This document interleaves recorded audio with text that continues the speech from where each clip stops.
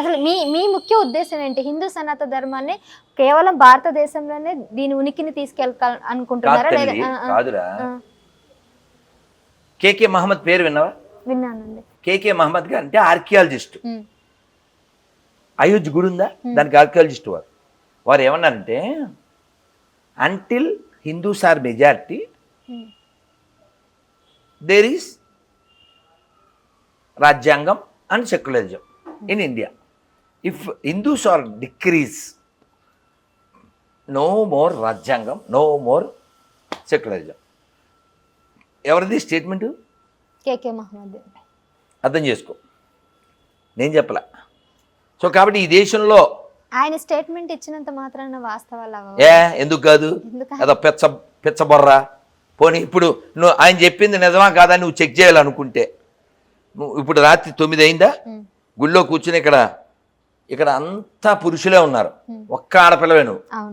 ప్రశాంతంగా గుళ్ళో కూర్చుని మనం ఏంటి ఇంటర్వ్యూ చేస్తున్నాం. ఇలా ఇంటర్వ్యూ నువ్వు ఇప్పుడు వెళ్ళి పాత బస్తీలు ఎవరినన్నా చేసిరా, పెద్ద బామర్దినో చిన్న బామర్దినో, నువ్వు రా అసలు చూస్తాం.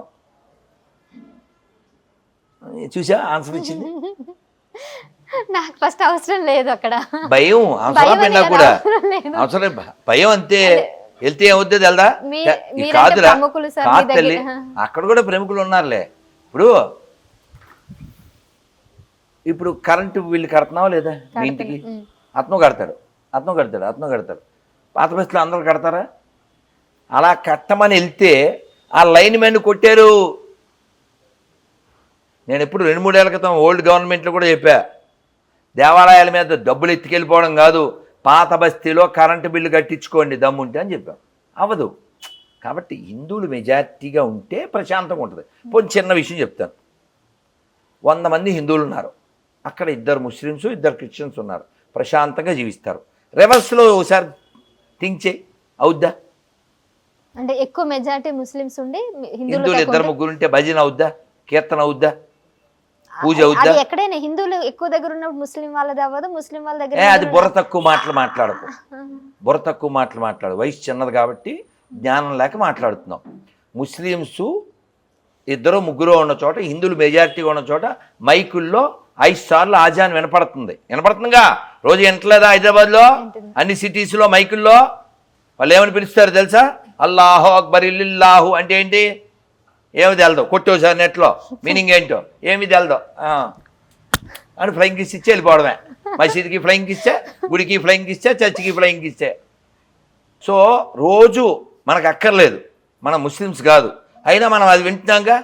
మరి పాత బస్తీలో ఏమైనా సుప్రభాతం వినపడుతుందా? ఒకసారి ట్రై చేయను.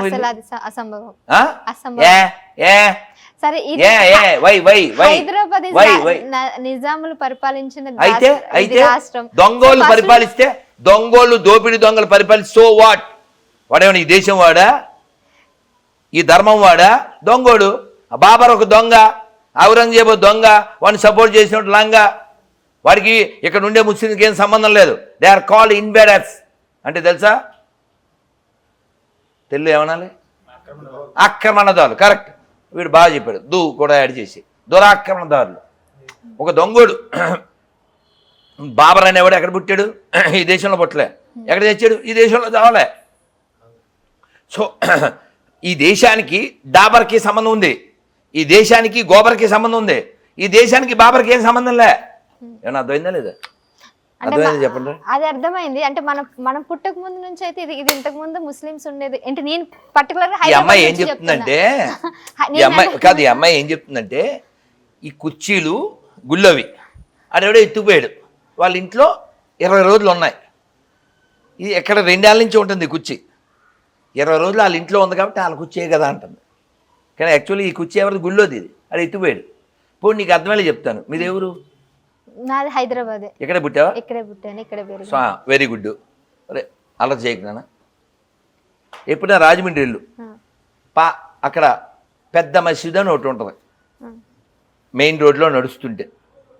దాని వంక చూడు ఒకసారి, దాని గుమ్మాలు చూడు, శంఖం చక్రం జేవీజీలు ఉంటారు. అదేంటి జేవీజీలు ఎక్కడ ఉండాలి? వెంకటేశ్వర గుళ్ళో ఉండాలి కదా, లేదా విష్ణుమూర్తి ఆలయం రాముల వారి గుళ్ళో. ఎరా అక్కడ ఉన్నారా జేవీజీలు?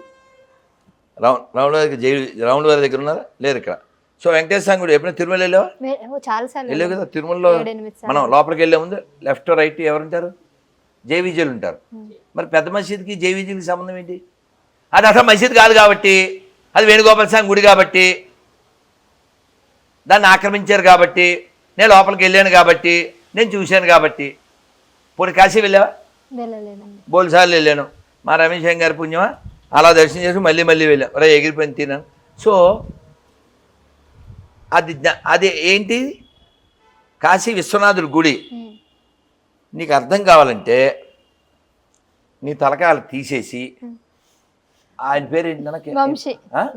వంశీ తలకాయ పెడిసాం అనుకోండి, డ్రెస్ కోడ్ వేరేగా ఉండలే, వాడి పైన గడ్డం కింద అసలు బాగుండదు కదా. అలా పైన గోపురం తీసి లోపల కాపురం పెట్టించారు. అర్థం కదా? అర్థం. అంటే ఇప్పుడు హైదరాబాద్ పరిస్థితి అలా ఉందంటారా? హైదరాబాద్ మొత్తం భారతదేశం పరిస్థితి అలా ఉందంటారా? మీకు మొన్న పాట పాడాను, విన్నావా? విన్నాను. 2 పాటలతో వచ్చారు, ఒక పాట పాడొచ్చు కదా మా కోసం. ఇప్పుడు నీ ముందు ఇందాకే వాళ్ళ దగ్గర పాడాము, అయినా శాంపిల్కి చెప్తాను నేను. కానీ హుసేన్ తండ్రి హాసిం, హాసిం తండ్రి కాసిం, కాసిం తండ్రి లతీఫ్, లతీఫ్ తండ్రి శంకర్, శంకర్ తండ్రి ఇలా వచ్చింది కదా. గతాలు మతాలు మారిన మన తాతలు తండ్రులు మారరా. మూలం ఏంటి? మూలం ఎక్కడుంది? మూలం ఎక్కడుంది? ఇక్కడే ఉంది. మూలం అంతా ఇక్కడే మన ఇప్పుడు భారతదేశం. నిన్ను నువ్వు మోసం చేసుకోవడం అంటే అది కరెక్ట్ ఏంటవా? నిన్ను మోసం చేసుకోవడం కరెక్ట్ కాదు, దేశాన్ని మోసం చేయడం కూడా కరెక్ట్ కాదు. అవునా? మన మూలం మర్చిపోవడం అసలు కరెక్ట్ కాదు. ఇప్పుడు కాశ్మీర్ ముఖ్యమంత్రి పేరేంటి? ఉమర్ అబ్దుల్లా. మన గుడికి వెళ్ళి పాలతో ఏదో అభిషేకం చేశాడు. అంతకుముందు మాజీ ముఖ్యమంత్రి ఉన్నాడు, అతని పేరేంటి? గులాం నబీ ఆజాద్. అతను వీడియోలో చెప్పాడు, అవును 7 తరాలకు ముందు మేమంతా హిందువులమే. Before Islam there is a Kashmir. ఏంటి before Islam now it's Kashmir? తెలుగులో చెప్పు.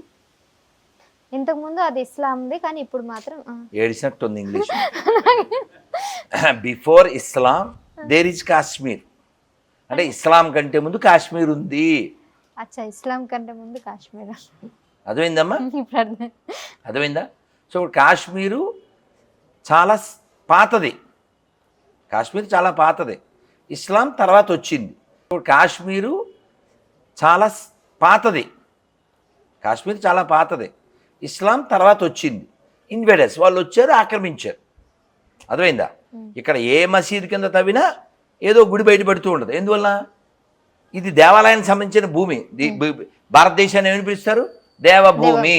అంతేగాని నిన్న ఎవరో యాంకర్ వచ్చింది, ఇది సర్వమత సమ్మేళనం అని మెలికలు తిరిగింది. ఇండియా ఇస్ నాట్ సత్తరాం. అర్థమైందా? కానీ మత సమ్మేళనం కాబట్టి మన భారతదేశానికి ఒక ప్రత్యేక గుర్తింపు ఉంది. ప్రత్యేక గుర్తింపు అంటే ప్రత్యేక గుర్తింపు అంటే ఏంటి? రోజు మైకుల్లో మావాడి దేవుడు, ఆడి తప్ప ఎవడు లేడు, అది ఎండవా? సిగ్గు లేకుండా జీవించడమా? గుళ్ళల్లోకి వెళ్ళి టికెట్లు కట్టేసి సిగ్గు లేకుండా ఆడు ఉమ్ము వచ్చా ఇది కలిపితే తినడమా? అదే.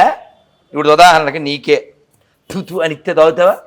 మరి ఆడి దగ్గర పానీపూరి ఎందుకు తింటున్నావు? ఆడు షవర్మా ఎందుకు తింటున్నావు? ఆడు కలుపుతాడని తెలదా? వీడియోలు చూడలే? మొన్న పానీపూరిలో ఉప్పు తక్కువైందంట, వాడు పానీ కలిపేశాడు, వీడియో కూడా వచ్చింది. మొన్న జ్యూసులో తండ్రి కొడుకులు ఇద్దరు వాళ్ళు పానీ వేడివేడిగా కలిపేశారు. అందుకని అబద్ధాలు ఆడకే, అది నేను చెప్పేది. అబద్ధం అంటే తెలుసా? రఘుపతి రాఘవ రాజారాం, పతిత్ పావన్ సీతారాం, 3 ఏళ్ళైనా అబద్ధం. ఏంటి చెప్పు? 3 ఏళ్ళైనా అబద్ధం.